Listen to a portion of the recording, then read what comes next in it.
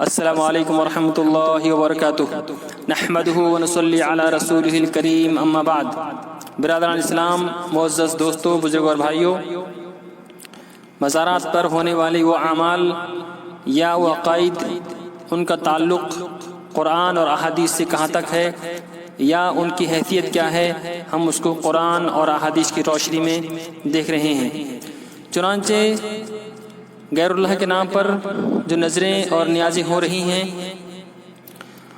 اس کو اگر ہم دیکھتے ہیں تو عین ہی وہی معاملہ جو نبی کریم صلی اللہ علیہ وسلم کے زمانے میں مشرکین مکہ تھے، ان کے اندر بھی وہی معاملہ پایا جاتا تھا۔ چنانچہ مشرکین مکہ اپنے معبودوں یعنی انبیاء اور رسل، ملائکہ، اولیاء، جنوں اور بتوں وغیرہ کو اللہ تعالیٰ کی ذات و صفات میں اور عبادت میں شریک سمجھتے تھے، جس کی بنا پر انہیں مشرک قرار دیا گیا۔ ان کے مختلف عقائد اور اعمال پائے جاتے ہیں۔ یہود و نصارہ عزیر اور عیسیٰ علیہ السلام کو اللہ کا بیٹا قرار دیتے تھے، اپنی مشکلات اور حاجات میں ان کی عبادت کرتے تھے اور انہیں اللہ کے علاوہ پکارتے تھے، اور اپنے معبودوں کے نام پر نظریں، نیازیں اور چڑھاوے چڑھاتے تھے۔ اس کی مثال ہم دیکھتے ہیں قرآن کریم سے۔ چنانچہ اللہ کا فرمان سورہ مائدہ میں ما جعل اللہ من بحیرۃ ولا سائبۃ ولا وسیلۃ ولا حام ولکن الذین کفروا یفترون علی اللہ الکذب واکثرهم لا یعقلون۔ اللہ نے فرمایا کہ اللہ تعالیٰ نے نہ کوئی بحیرہ مقرر کیا، نہ سائبہ اور نہ وسیلہ اور نہ حام، مگر یہ کافر اللہ پر جھوٹی تہمت لگاتے ہیں اور ان میں اکثر بے عقل لوگ ہیں، یعنی جاہل لوگ ہیں۔ ٹھیک ہے، اس آیت سے پتہ چلتا ہے کہ جو مشرکین مکہ تھے وہ غیر اللہ کے نام کی اس طرح سے نظر و نیاز اور چڑھاوے کا کام کرتے تھے۔ چنانچہ جو بحیرہ ہے ایسی اونٹنیوں کہتے ہیں جو 5 دفعہ بچے جن چکی ہو اور آخری بار اس کے یہاں نر بچہ پیدا ہوا ہو۔ مشرکین مکہ اس کا کان چیر کر اسے اپنے معبودوں کی نظر کر دیتے تھے، پھر نہ کوئی اس پر سوار ہوتا تھا اور نہ اس کا دودھ پیتا تھا اور نہ اس کے اون وغیرہ اسے نکالے جاتے تھے۔ اسی طرح سے جو صائبہ ہے اس اونٹنی یا اس اونٹ کو کہتے ہیں جو کسی منت کے پورا ہو جانے کے بعد یا کسی مصیبت اور مشکل کے نجات پا جانے کے بعد شکرانے کے لیے اپنے معبودوں کے نام پر چھوڑ دیے تھے۔ نیز جس اونٹنی سے 10 مرتبہ بچے دیے ہوں اور ہر بار مادہ ہی جنم دیتی ہو، اسے بھی آزاد چھوڑ دیا جاتا تھا۔ اسی طرح سے وسیلہ، وہ اونٹنی جس سے پہلی مرتبہ مادہ پیدا ہو جاتی اور اس کے بعد پھر دوبارہ بھی مادہ ہی پیدا ہوتی، یعنی ایک مادہ کے بعد دوسرے مادہ مل گئی، اس کے درمیان کسی نر سے تفریق نہ ہو، اسے بھی چھوڑ دیا جاتا تھا، آزاد کر دیا جاتا تھا۔ اسی طرح سے حام ہے وہ نر اونٹ جس کی نسل سے کئی بچے پیدا ہو چکے ہوں اور نسل کافی بڑھ جائے تو اسے بھی مال لادنے کے لیے استعمال نہیں کرتے تھے، بلکہ اپنے معبود کے لیے اسے چھوڑ دیا جاتا تھا اور اسے آزاد کر دیا جاتا تھا۔ تو یہ مشرکین مکہ کا وہ نظر و نیاز سے جو اپنے جانوروں کو اس طرح سے چھوڑتے تھے غیر اللہ کے نام پر۔ اسی طرح سے جو مشرکین عرب تھے، جو مشرکین مکہ تھے، وہ اپنی کھیتی باڑی کی پیداوار سے بھی اپنے جو معبودان باطلہ تھے ان کا حصہ نکالتے تھے۔ چنانچہ سورہ انعام میں ہے کہ اللہ نے فرمایا وَجَعَلُوا لِلَّهِ مِمَّا ذَرَأَ مِنَ الْحَرْثِ وَالْأَنْعَامِ نَصِيبًا فَقَالُوا هَذَا لِلَّهِ بِزَعْمِهِمْ وَهَذَا لِشُرَكَائِنَا۔ کہتے ہیں کہ اللہ نے جو ان کو کھیتی کی پیداوار یا جو جانور دیے ہیں ان میں سے انہوں نے حصہ مقرر کیا اپنے طرف سے اور کہا کہ یہ اللہ کے لیے ہے اور یہ اللہ کے علاوہ جو معبودان باطل ہیں، جو شرکا ہیں، یہ ان کے لیے۔ اس آیت سے معلوم ہوا کہ مشرکین اللہ کی پیدا کردہ کھیتیوں اور مویشیوں سے کچھ حصہ اپنے اللہ کے لیے اور کچھ حصہ اپنے معبودوں یعنی مشکل کشاؤں اور حاجت رواؤں کے لیے حصہ مقرر کرتے تھے۔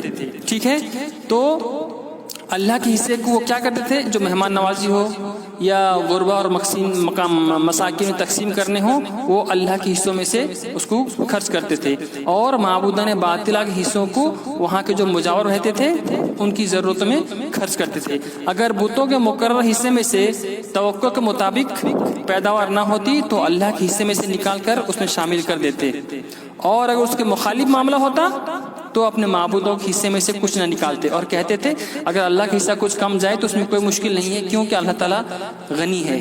ٹھیک ہے، تو اس طرح سے جو مشرکین مکہ تھے وہ اپنے معبودوں کے نام پر اس طرح سے کھیتی باڑی میں سے حصہ نکالتے تھے اور جانوروں میں سے حصہ نکالتے تھے اور چھوڑ دیتے تھے، اور یہی معاملہ آج کے کلمہ پڑھنے والوں میں موجود ہے۔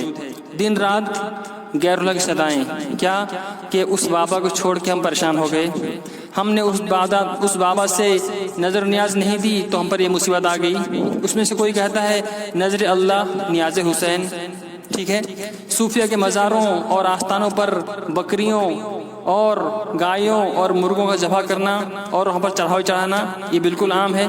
ٹھیک ہے، تو اس طرح سے معاملہ ہے کہ غیر اللہ کے نام سے یہ کیا ہے؟ ایک غوث پاک کے نام کا بکرا ہے، کیوں بھائی اس کو کیوں چھوڑا گیا ہے؟ نہ یہ 11ویں شریعت میں اس کو ذبح کر کے اس کے سے گوشت ہوگا، اس میں سے دیگ بنے گا، کیا ہے یہ غیر اللہ کے نام کا نیاز ہے، یہ جو سراسر ممنوع اور حرام ہے۔ اسی طرح سے ایک حدیث میں آتا ہے، جس حدیث کے راوی حضرت سلمان فارسی ہیں، کہتے ہیں کہ دخل رجل الجنت فی ذباب ودخل آخر النار فی ذباب، کہ ایک آدمی ایک مکھی کی وجہ سے جنت میں داخل ہوا اور ایک آدمی ایک مکھی کی وجہ سے جہنم میں داخل ہوا۔ قالوا وکیف ذاک، تو کہا گیا یہ کیسے ہوا؟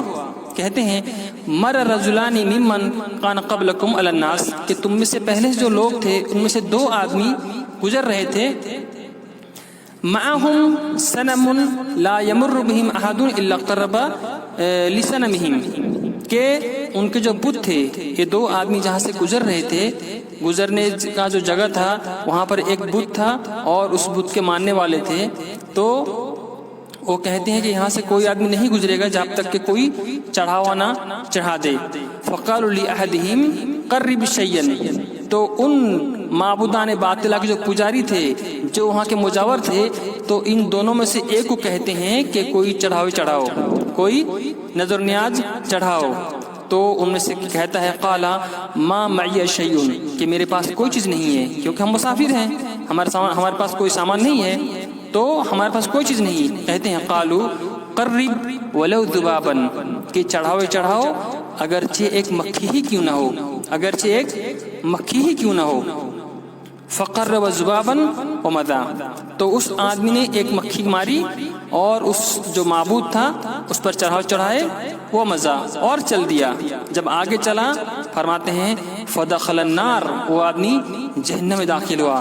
وقالوا للآخر، تو جو دوسرا آدمی تھا اسے کہا گیا قرب شیئا، کہ کوئی چیز چڑھاوے کی چڑھاؤ، تو اس نے کہا قال ما كنت لقرب لأحد دون اللہ فقتلوه فدخل الجنت، اس نے کہا کہ میں غیر اللہ کے نام پر کوئی بھی چیز نہیں چڑھاؤں اگرچہ مکھی کیوں نہ ہو، کہ مکھی کو بھی میں اللہ کے علاوہ کسی اور کے نام سے میں نیاز نہیں دے سکتا، میں نظر نہیں کر سکتا، ایک مکھی کو مار کے میں نہیں دوں گا تمہارے معبودان باطلہ کے لیے، میں اللہ کے لیے کر سکتا ہوں، لیکن اللہ کے علاوہ کسی اور کے لیے میں ایک مکھی بھی نہیں دوں گا۔ تو انہوں نے اس کو قتل کر دیا، تو آدمی کہاں گیا؟ جنت میں داخل ہو گیا۔ ایک مکھی جو حقیر سی جانور ہے، ایک چھوٹی سی جانور ہے، جس کو ہم ایسے ہی بہت سارے بغیر وجہ سے ہم مار بھی دیتے ہیں۔ بارش کے دنوں میں جب مکھی زیادہ ہوتی ہیں تو ہم بہت سارے مکھی کو مار دیتے ہیں، وہ مارنا الگ ہے، لیکن چونکہ یہاں پر غیر اللہ کے نیاز کا ذکر تھا، غیر اللہ کے نام کا نظر کا ذکر تھا، تو اس آدمی نے کہا کہ میں اللہ کے علاوہ کسی اور کے نام پر ایک مکھی بھی نہیں مار سکتا۔ تو اس کو اس پجاری نے، وہاں کے جو مجاور تھے انہوں نے مار دیا، اور وہ آدمی کہاں گیا؟ وہ جنت میں گیا۔ کیوں؟ کیونکہ اس نے توحید کو اپنایا کہ غیر اللہ کے نام کا نظر نیاز میں نہیں دے سکتا اگرچہ ایک مکھی کیوں نہ ہو۔ تو اس کو جب قتل کیا گیا وہ کہاں گیا؟ سیدھا جنت میں چلا گیا۔ اور جو آدمی ایک مکھی مار کے وہاں چڑھا دیا نظر کے نام پر، نیاز کے نام پر، کہاں گیا؟ جہنم میں گیا۔ جبکہ انسان اشرف المخلوقات میں سے ہے، تمام مخلوقات میں سے انسان افضل ہے، سب سے افضل ہے، لیکن ایک حقیر مکھی کی وجہ سے جہنم میں گیا۔ کیوں؟ کیونکہ اس نے شرک کیا، کیونکہ اس نے غیر اللہ کے نام کا نظر اور نیاز پیش کیا، جس کو اللہ کبھی برداشت نہیں کرتا، بلکہ ایسے آدمی کو اللہ اٹھاتا ہے اور جہنم میں ڈال دیتا ہے۔ تو انسان کتنا بھی اشرف کیوں نہ ہو، اگر اس کے اندر شرک آ جائے تو اللہ تعالیٰ اس کو کوئی بخش نہیں سکتا، کبھی اس کو معاف نہیں کر سکتا۔ ٹھیک ہے، تو یہ نظر نیاز کی حقیقتیں ہیں جسے مشرکین مکہ اس طرح کے اعمال کرتے تھے کہ غیر اللہ کے نام پر وہ نظر نیاز چڑھاتے تھے۔ اور آج یہی کام مسلمانوں میں محبت اولیاء کے نام پر کی جا رہی ہیں۔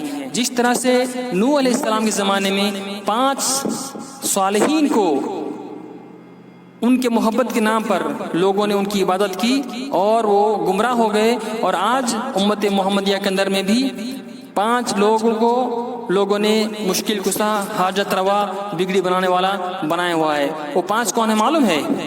وہ کیا کہتے ہیں کہ لِخَمْسِةٌ أُطْفِي بِهَا حَرَّ اللَّبَا وَالْحَاتِمَا الْمُصْطَفَى وَالْمُرْتَضَى وَابْنَاهُمَا وَالْفَاطِمَةِ، کہ جو 5 ہیں لِخَمْسِةٌ أُطْفِي بِهَا حَرَّ اللَّبَا وَالْحَاتِمَا، یہ 5 ہیں۔ کون یہ 5 ہیں؟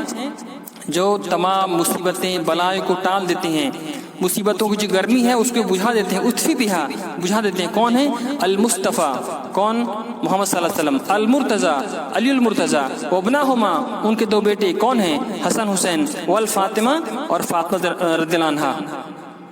تو یہ کون ہے؟ کیا کہتے ہیں؟ لِخَمْسِةٌ أُطْفِي بِهَا حَرَّ الْوَبَا وَالْحَاتِمَا الْمُصْطَفَى وَالْمُرْتَضَى وَابْنَاهُمَا وَالْفَاطِمَةِ، یہ 5 مشکل کشا ہیں۔ کون ہیں یہ؟ 5 مشکل کشا ہیں۔ نبی کریم صلی اللہ علیہ وسلم کو انہوں نے مشکل کشا، حاجت روا، بگڑی بنانے والا سمجھا ہوا ہے۔ اس طرح سے حضرت علی ہیں، کہتے ہیں علی اللہ ہیں، علی اللہ ہیں، علی جو چاہے کریں، علی بارش برساتے ہیں، علی اس طرح سے بہت سارے کام کرتے ہیں جو اللہ کے کام ہیں۔ اور اس طرح سے حسن حسین ہیں، ان کو بھی لوگوں نے مشکل کشا سمجھا ہوا ہے، اور حضرت فاطمہ ہیں، ان کو لوگوں نے اپنی بگڑی بنانے والا سمجھا ہوا ہے۔ شعر کیا پڑھتے ہیں؟ جب پکارو مشکلوں کو ٹال دیں، باخدا یہ بھی ہے کام پنجتن، یہ پنجتن ہے، یہ 5 پنجتن ہے، یہ 5 نبی صلی اللہ علیہ وسلم، علی، حسن حسین، فاطمہ۔ کیا کہتے ہیں؟ ان کو جب تم پکارو مشکلوں کے لیے یہ مشکل ٹال دیتے ہیں، باخدا یہ بھی ہے کام پنجتن۔ تو جو کام شیطان نے نوح علیہ السلام کے زمانے میں ود، سوا، یغوث، یعوق، نصر کے نام پر، محبت اولیاء کے نام پر ان کو گمراہ کیا اور ان کو شرک میں ملوث کیا، بعین ہی وہی معاملہ امت محمد کے اندر میں محمد صلی اللہ علیہ وسلم، حضرت علی، حسن حسین اور فاطمہ الزہرا رضی اللہ عنہا اور عنہم کے متعلق شیطان نے اس امت کو دھوکہ دیا ہوا ہے کہ یہ اس طرح سے مشکل کشا حاجت روا ہیں۔ ٹھیک ہے، یہ بات کیسے پیدا ہوتی ہے؟ علم کی کمی کی بنا پر، اندھی تقلید کی بنا پر، لوگ جو کہہ دیے سن لیے اور مان لیے۔ ٹھیک ہے، اس طرح کے جو کلمات ہیں لِخَمْسِةٌ أُطْفِي بِهَا حَرَّ اللَّبَا وَالْحَاتِمَا الْمُصْطَفَى وَالْمُرْتَضَى وَابْنَاهُمَا وَالْفَاطِمَةِ، یہ زمانے جاہلیت میں آج سے تقریباً 25 یا 30 سال پہلے ہمارے گاؤں کے اندر میں اس طرح سے پرچی لکھا جاتا تھا، لِخَمْسِةٌ أُطْفِي بِهَا، اس طرح سے لکھا جاتا تھا، اور یہ عقیدہ رکھا جاتا تھا کہ اس پرچی کو لکھ کے اپنے گھر کے دروازے میں لگا دو تو کوئی بلا مصیبت تم کو کوئی نقصان نہیں پہنچا سکتی۔ تو یہ کھلا ہوا شرک تھا جو پہلے ہو رہا تھا، اور آج اسی بستی کے اندر یہ چیز نہیں ہے۔ کیوں؟ جب علم آتا ہے تو جہالت آہستہ آہستہ ختم ہوتا ہے۔ اللہ تعالیٰ سے دعا ہے اللہ تعالیٰ ہمیں صحیح سمجھ کی اور صحیح علم کی توفیق عطا فرمائے، آمین یا رب العالمین۔ وصلی اللہ علی نبینا محمد وعلی آلہ وصحبہ اجمعین، والسلام علیکم ورحمۃ اللہ وبرکاتہ۔